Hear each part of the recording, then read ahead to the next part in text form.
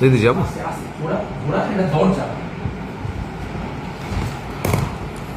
প্রধানমন্ত্রী বলছেন যে জ্বালানি সাশ্রয়ের প্রয়োজন রয়েছে এবং সেই কারণে সরকারি বাস ব্যবহারের জন্য, অথচ এই রাজ্যে দেখা যাচ্ছে গত 11 মাস ধরে প্রায় 38% বাস কমে গিয়েছে। তাহলে সাধারণ মানুষ যাবেটা কোথায়? মানে বিগত সরকারের এই খামখেয়ালিপনা আপনাদেরও কোথাও গিয়ে সমস্যায় ফেলবে নতুন সরকারকে? দেখুন, এটা তো আমাদের ইচ্ছে যে আরো বেশি করে সরকারি বাস রাখা হোক। আমার এলাকাতেও আমি দেখেছি বহু জায়গাতে সরকারি বাস ছিল, সেখানে বাস কমিয়ে দেওয়া হয়েছে, উঠিয়ে দেওয়া হয়েছে এবং সেখানে টোটো চালু হয়েছে, বিভিন্ন লক্ষ লক্ষ টোটো।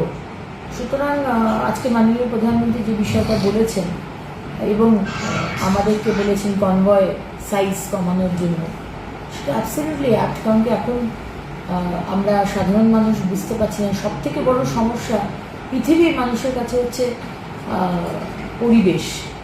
পরিবেশকে ঠিক রাখা। কারণ কি যেভাবে পলিউশন, যেভাবে এনার্জি শেষ হয়ে যাচ্ছে, আমরা এখন যদি সচেতন না হই তাহলে আমরা তো ভুগবো না, আমাদের আগামী প্রজন্ম ভীষণভাবে ভুগবে।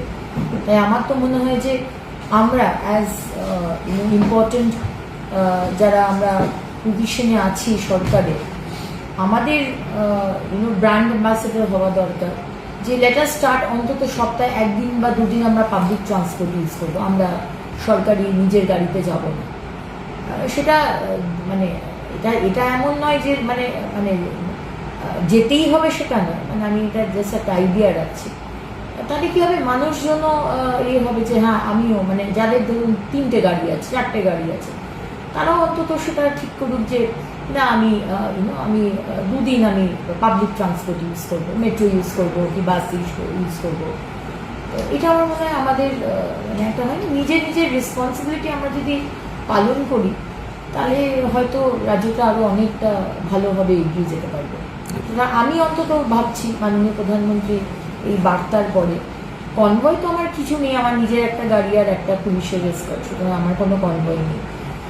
কিন্তু অন্তত বাসে, পাবলিক বাসে, তাতে কি হবে, একটা তো মেসেজ দেওয়া যাবে মানুষকে যে দেখুন আমিও কিন্তু সপ্তাহে 1 দিন বা 2 দিন আমি কিন্তু পাবলিক বাস করে আমি ট্রান্সপোর্টে আমি যাবো। আর দ্বিতীয়ত হচ্ছে যে মানুষের সাথে কথা বলতে বলতে গেলে মানুষের সাথে যে কানেকশন, যেটা আগের সরকারের একেবারে 14 তলায় উঠে ছিঁড়ে গেছিল, সেটা অন্তত হবার কোনো দিন ভয় থাকবে না। সবসময়তেই মানুষের সাথে থাকতে কথা বলতে বলতে মানুষও সেটা পছন্দ করবে যে আমিও তাদেরই আরেকজন, আর কি আমি বিরাট কেউটা যে আমরা নই, সেটাও কিন্তু তাদেরকে এই বিশ্বাসটা করানো যাবে।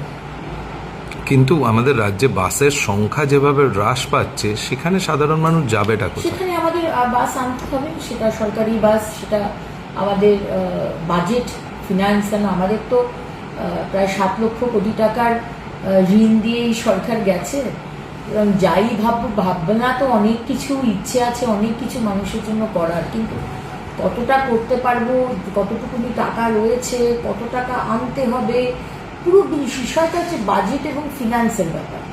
মাননীয় মুখ্যমন্ত্রী রয়েছেন, তিনি এই বিষয়টি তার নজরেও আছে এবং অবশ্যই তিনি মাননীয় প্রধানমন্ত্রী এই বার্তার পরে বাসের যে সমস্যা সেটা অবশ্যই নিবে, ভাববে। আমরা সবাই রয়েছি কথাগুলো বলার জন্য। Thank you.